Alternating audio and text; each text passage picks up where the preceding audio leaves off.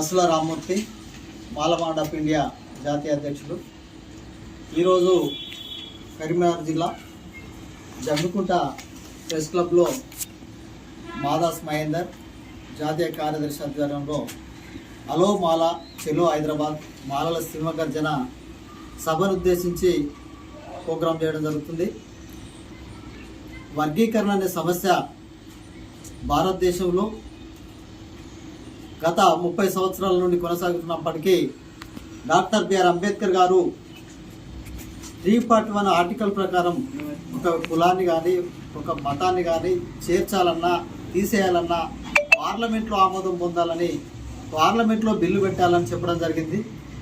కానీ మనువాద పార్టీ అయిన BJP parliament ద్వారా కాని పనులను మోడీ సుప్రీంకోర్టు రూపకంగా ఆర్డర్లు ఇచ్చి అమలు చేస్తున్నాడు.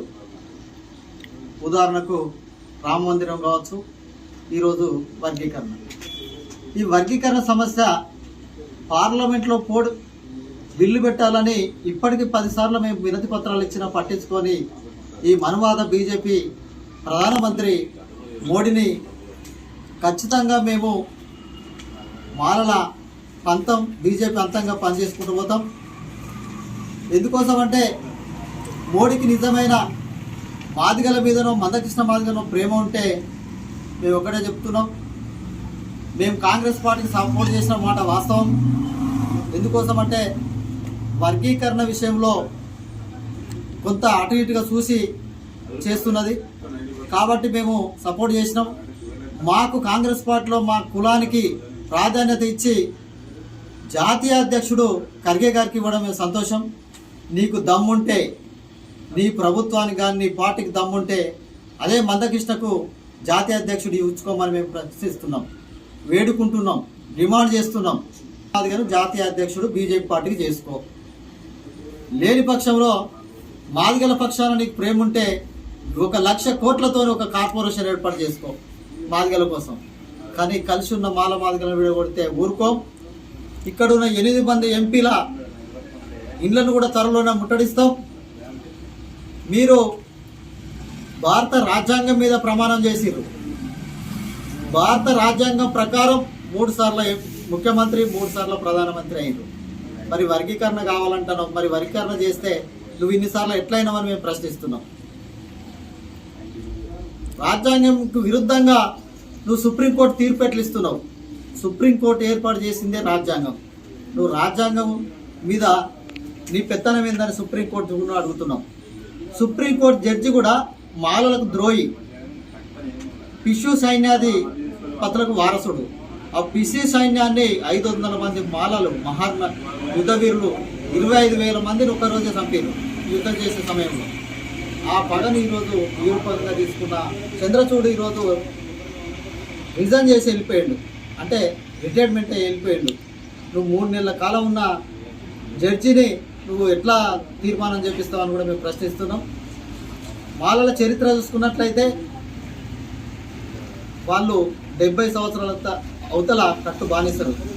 ఇప్పుడిప్పుడే చిగురు మొగ్గ లెక్క మూలుస్తున్న వాళ్ళ మీద కుట్ర ఏంటిది? 2% ఉన్న అగ్రవర్ణాలకు 10% రిజర్వేషన్ ఇచ్చినవే.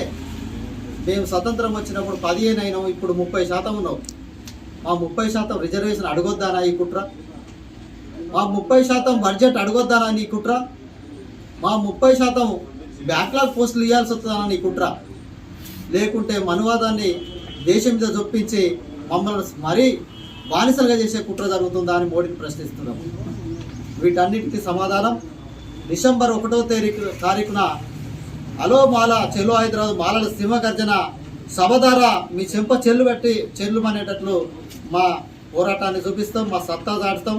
లక్షలాదిగా మాలలు కూడా లక్షలాదిగా రేపు హైదరాబాద్కి వచ్చి విజయవంతం చేయాలని కోరుకుంటూ, అలాగే మాలలను అవమానపరుస్తున్న కించపరుస్తున్న మందకృష్ణ మాదిగా ఖబర్దార్. నువ్వు గడ్డం వివేక్ వెంకటస్వామిని మీద పలు రకాల బూతులు ఆరోపణలు చేస్తున్నావు. నువ్వు మళ్ళీ కనుక పునరావృతమైతే నీ నాలుక బయటకు గుంజి కోసిపారేస్తామని కూడా హెచ్చరిస్తున్నాం. మందకృష్ణతోనే కొంతమంది చిన్న చిన్న కుక్కలు లాంటి వాళ్ళు కూడా మరుగుతున్నారు. బిడ్డ మేము మీ ఆస్తులు తీసుకోవట్లేదు, మేము అంబేద్కర్ ఐడియాలజీ కోసం బతుకుతున్నాము, మతవాదాన్ని దోచుకు పడేస్తున్నాము.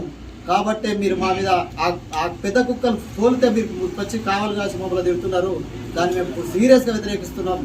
ఎందుకోసం అంటే అంబేద్కర్ ఐడియాలజీ ఎక్కడ చచ్చిపోతుందో అక్కడ భారత రాజ్యాంగం చచ్చిపోతుంది. భారత రాజ్యాంగాన్ని కాపాడుకోవాలంటే మన అంబేద్కర్ ఐడియాలజీ కలిగి ఉండాలి.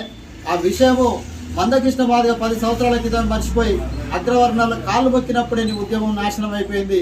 మా బహుజనుల తాకట్టు పెట్టిన పెద్ద గుమస్తగానివై ఒక ఏజెంట్గా మారిపోయినామని కూడా హెచ్చరిస్తూ, దయచేసి మా మాల సోదరులకు మరొకసారి చెప్పేది ఏంటంటే, పెద్ద సంఖ్యలో ఇంటికి తాళాలేసి రేపు హైదరాబాద్ చేరుకొని సభను విజయవంతం చేయాలని, మాలల సింహగర్జనను గర్జించాలని కోరుకుంటూ, జై మాల, జై మాల, మాలల సింహగర్జన, మాలల సింహగర్జన, మాలల సింహగర్జన, మాలల సింహగర్జన, మాలల సింహగర్జన. హలో మాల, హలో మాల, హలో మాల, హలో మాల.